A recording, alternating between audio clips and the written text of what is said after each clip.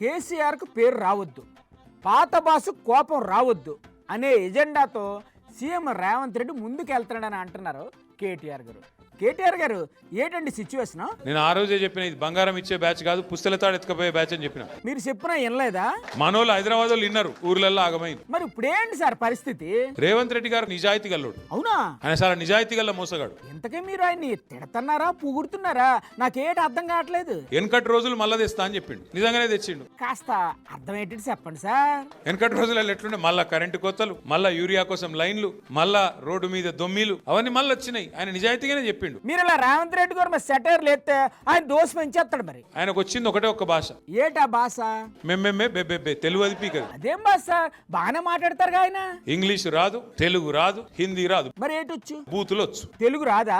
తెలుగు అన్న చక్కగా వస్తుందా అంటే తెలుగు కూడా చక్కగా రాదు, బూతులు మాత్రం వచ్చు.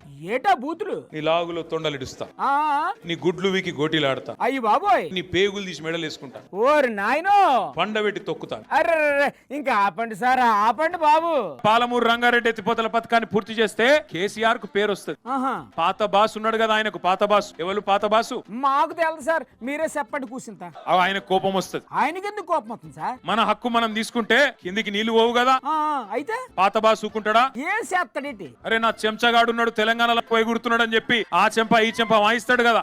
ఊరుకండి సార్ మీరు మరీను, చెంపలు ఎందుకు వాయిస్తాడు? ఈయన రహస్యాలన్నీ ఆయన కాడున్నాయి, ఈయన చేసిన లంగ పనులన్నీ ఆయనకు తెలుసు. అయితే అందుకే పాత బాసు కోపం రావద్దు, కేసీఆర్ కు పేరు రావద్దని చెప్పి ఇలా పాలమూరు రైతన్నలను ఎండబెడుతున్నాడు. ఊరుకోండి సార్, రేవంత్ రెడ్డి గారు ఎవ్వరికి భయపడే రకం కాదు. ఆయనతో పెట్టుకుంటే లాగుల్లో తొండలు ఇడిచి పెడతాడా.